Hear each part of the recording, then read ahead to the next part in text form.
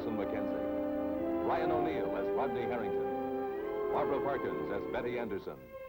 Tim O'Connor as Elliot Carson. Christopher Connolly as Norman Harrington.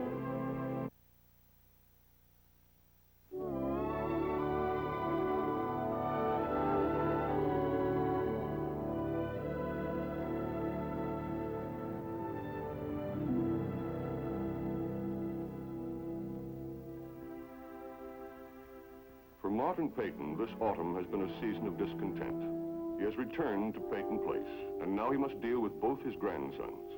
Rodney Harrington on trial for murder, and the younger Norman whom he favors. But a constant source of contention has always been his longtime housekeeper, Hannah Cord. Are you winning or losing? Well, haven't you heard, Hannah? It isn't the winning or losing that matters. It's how you play the game. How original.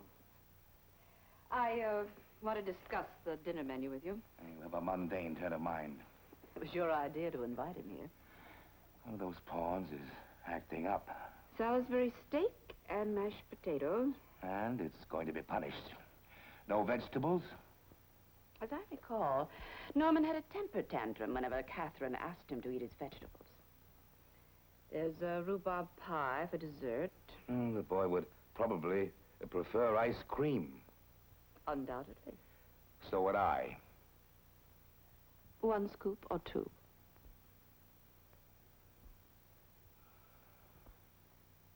You never really liked Norman, did you? Is it because he was his mother's favorite?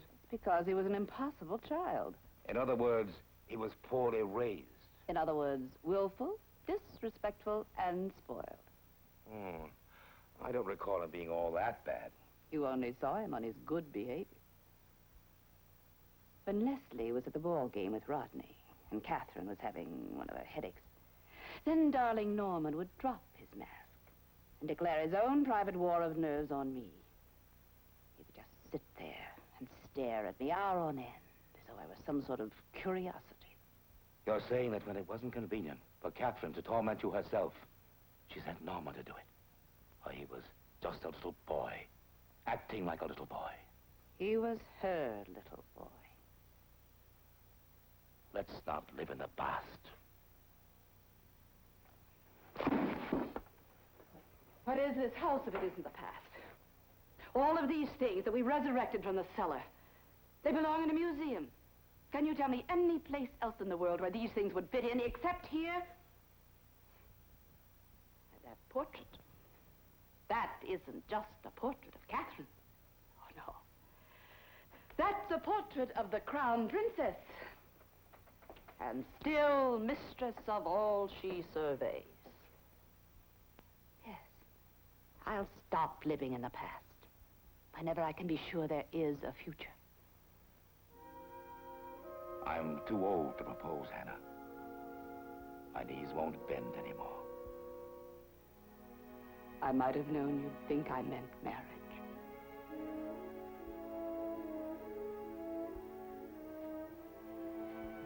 Excuse me, Mr. Peyton. It's time for your medicine. Don't creep up on me, Miss Anderson. Announce yourself properly. I'm sorry. I'll take it later.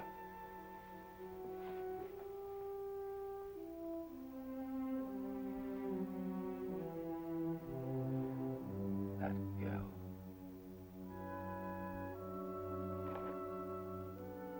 Would chocolate ice cream be all right? All right.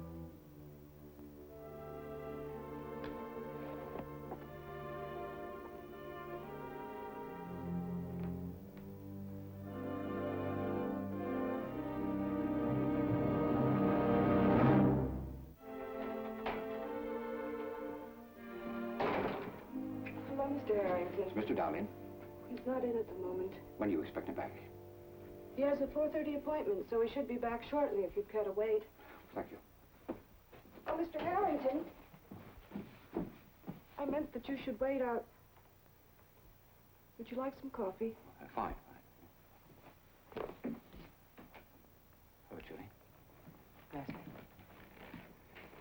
You're a welcome addition to Ted's decor. Thank you. What official business? Some papers from Mr. Schuster. Well, don't worry, Julie. I'm not going to grab them out of your hand and read them under the nearest street lamp. I wasn't worried. No. I work for David Schuster now. I owe him the same loyalty I gave you. Excuse me.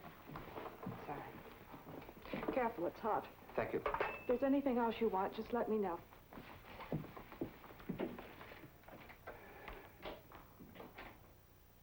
Did you enjoy your dinner with him? My dinner with David Schuster was a business matter.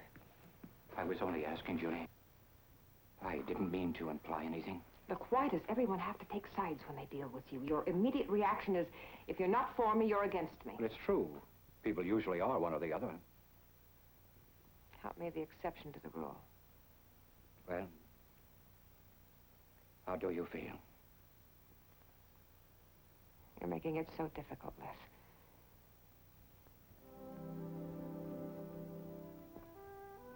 Then maybe you can use some advice. That old bromide about changing horses in midstream still holds true. The undertow is heaviest out there, and Schuster's about to be swept away by it. With a little help from you, Les? Of course not. It would hurt me to see you go under with him.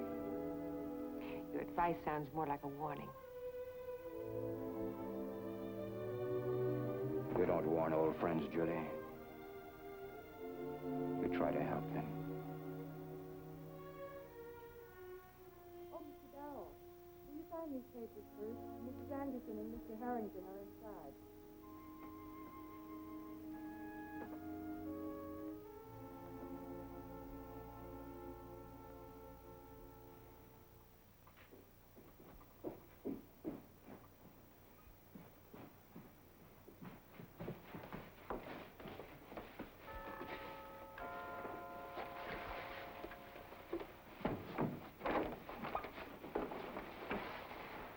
Keep your left hand up or you're wide open for a karate chop.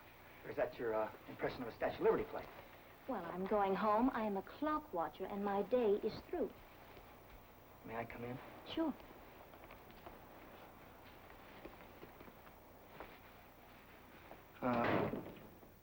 Where's the red carpet? An oversight.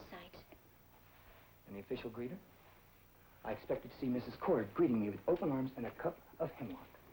She's upstairs with your grandfather. Where else? It's kind of like old times, us running into each other in the hallway again. Only you were always trying to get out, and I was always trying to get in. Well, we both finally made it. Your grandfather will be down in a few minutes. He's getting dressed. In his battle armor and broadsword? I didn't see his slippers or pipe around. He probably had them for breakfast. Betty? What do you do in this mausoleum?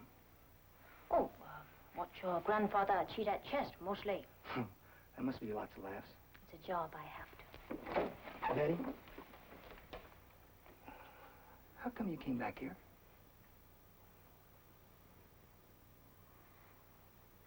Bad habits are hard to break.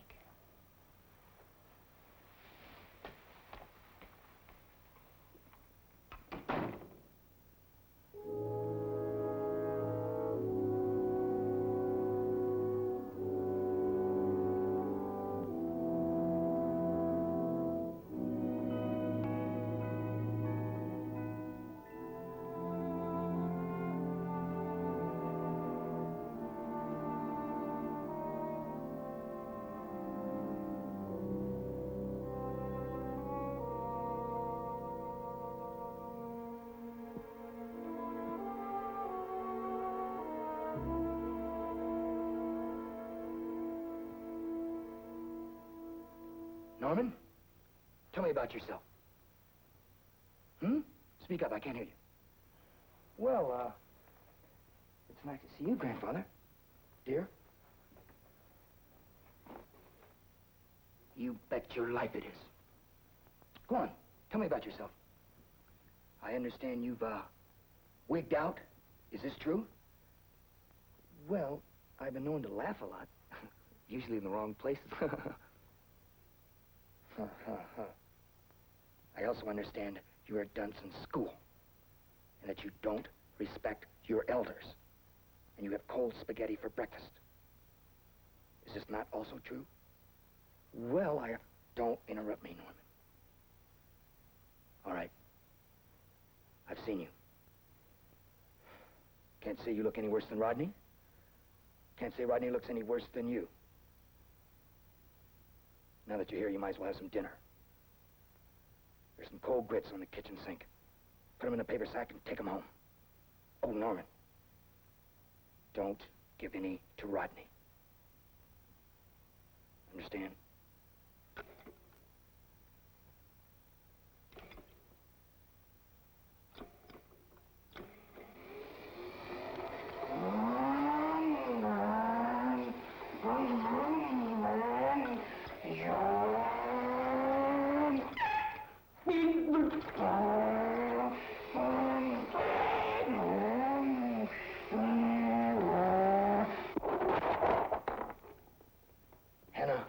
Don't just stand there, Hannah. Pick up! Yes, Grandfather. Yes, Grandpa. Anything you say, Mr. Peyton. Yes, sir.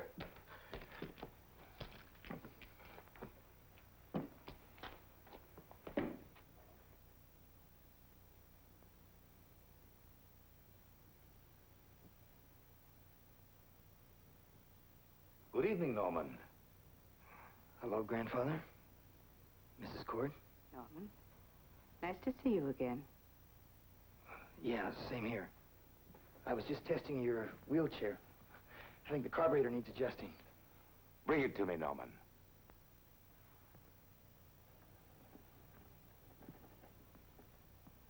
Thank you, Norman. We still have a few minutes before dinner. Don't we, Mrs. Cord? Yes, certainly we do. Norman? I'm sorry about these. Oh, no matter. I got my pawn. I always do. Well, you've turned into quite a handsome young man, Norman. You have your mother's eyes, a chin. I got my father's sinuses and Rod's socks on. With a combination like that, I can't lose, huh? I was very pleased to hear that you graduated from high school. Well, it was either that or start paying room and board. Ah, I never had any doubts. You were always quick, imaginative, intelligent, even as a child. Sit down, Norman. Over there.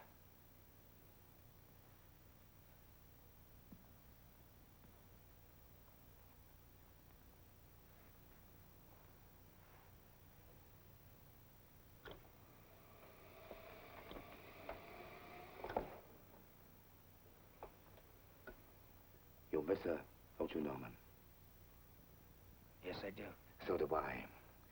What a shame she couldn't have been with you at the graduation. It was an experience she looked forward to all her life. She didn't miss much. The band played off key and I tripped getting on the stage. It must have been lonely, with none of the family there. Oh, Rod was there. Rodney seems to be everywhere, doesn't he? Well, we're not here to discuss Rodney. I must apologize for not attending, but I managed to bring something to honor the occasion. Photographs of your mother, Norman, as a child, a young woman, and a mother. You'll find many pictures of you two together in there. It's a legacy, Norman, a continuity. You know, you're very like your mother in many ways. She wanted you to have it the day you graduated, and I wanted to bring it to you in person. Rod graduated 2 years ago. But she wanted you to have it. I don't think I'm breaching her trust, Norman, when I tell you that you were her favorite.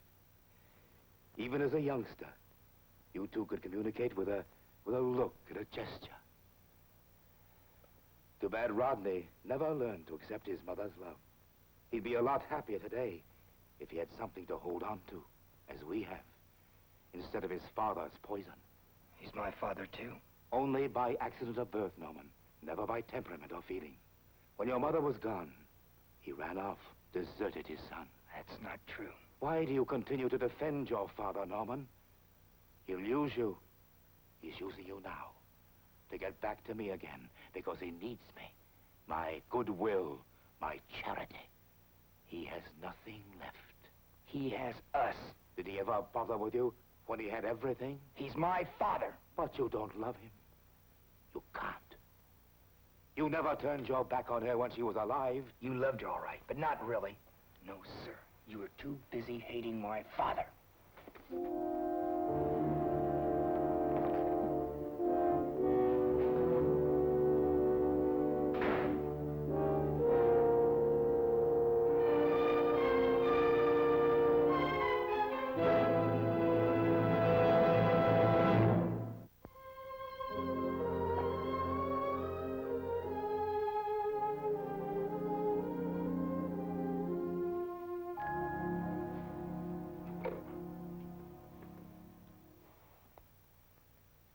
Hello, operator, would you connect me with the therapy room, please?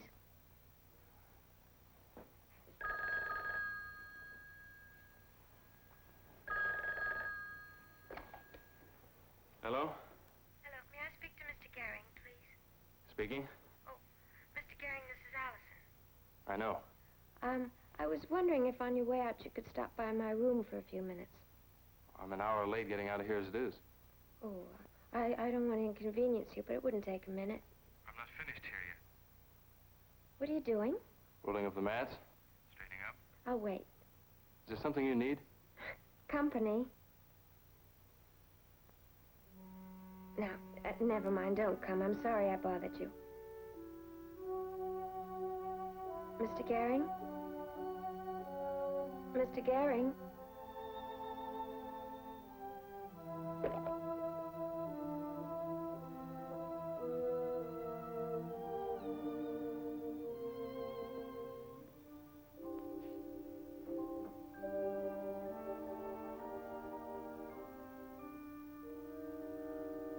What's this all about?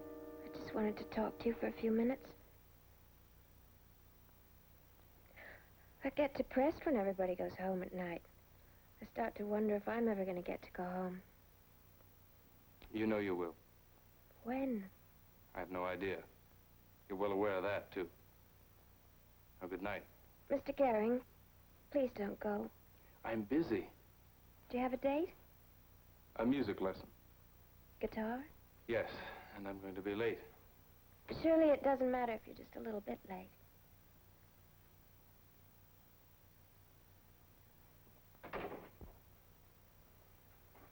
All your life, you've expected people to bend over backwards for you, haven't you? You're used to getting your own way, and you don't care how inconvenient it is. I'll see you tomorrow. You don't know what it's like lying here day after day, trying not to inconvenience anybody, trying to be cooperative. It gets boring, and I get lonely. Your mother's here every other minute. And Mr. Carson. This place is swarming with Allison Mackenzie's visitors.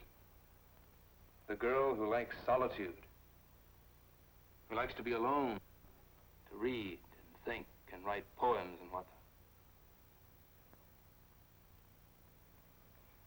Will you play me just one song, please? I won't bother you after that, I promise.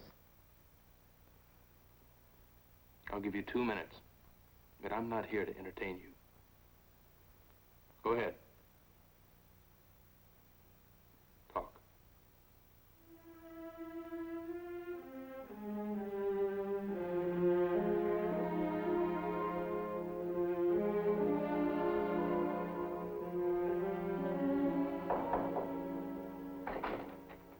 Oh, I saw your light. I thought you might need a refill. Oh, thanks. Well, how's the jury look to you? Not bad. That, fellow West. No, he's the type you always have to watch. Oh, I wouldn't call him a type. Oh. Well, a homicide squad in Boston would call him a perfect rosebush type. Under that calm, there's a suppressed murderer. We had a fellow in Boston like West. An accountant. Lots of fancy education. Quiet and careful. One day he discovered his wife was having a very quiet, careful affair. So he kills her quietly and buries her under the rose bushes carefully. Just like that. Well, the case broke when the neighbors commented how nice the roses were doing that year. Sergeant. Well, don't you get it? Rose bushes and... Yeah, you come in to tell me about that? No, I was thinking. well rid of Mr. West. Anything else? Oh, yes, sir. Yes, sir. That report you wanted on Russell Gehring. I wasn't sure what you were looking for. What'd you get? Oh, a little bit of everything once over lightly. Well, he was the captain of the varsity boxing team at college. Went on to the semifinals in the Eastern Division, then withdrew. Was he hurt? No, but the quarterfinal was a tough fight. The other fella got hurt bad. He went blind.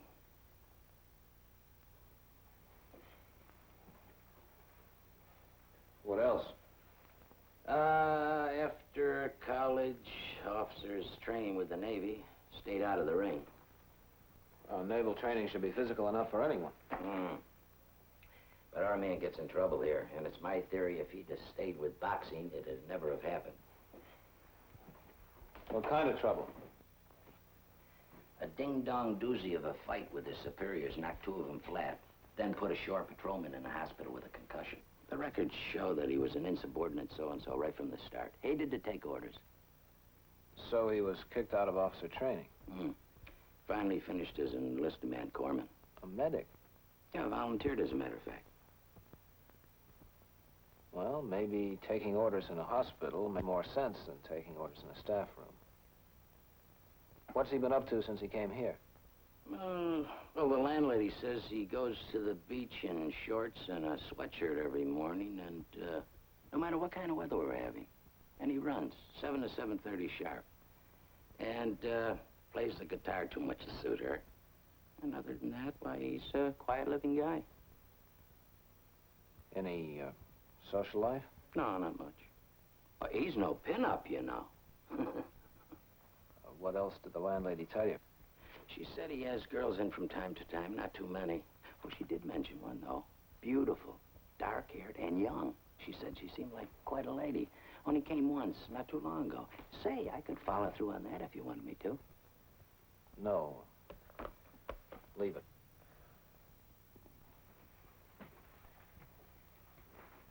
You will keep this confidential, won't you? Oh, yes, sir. Yeah. Thanks for the coffee. Well, don't work too hard.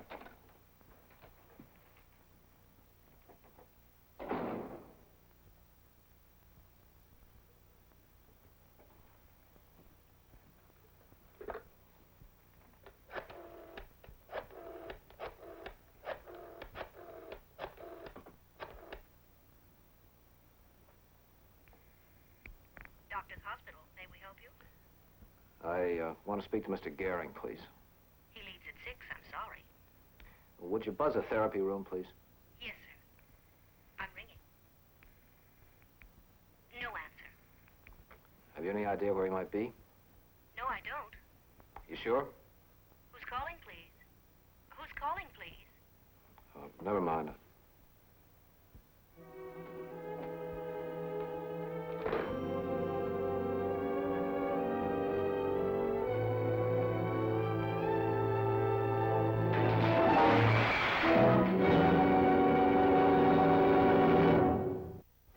Preview from the continuing story of Peyton Place. Star, Mike. how about coffee at my place? Now.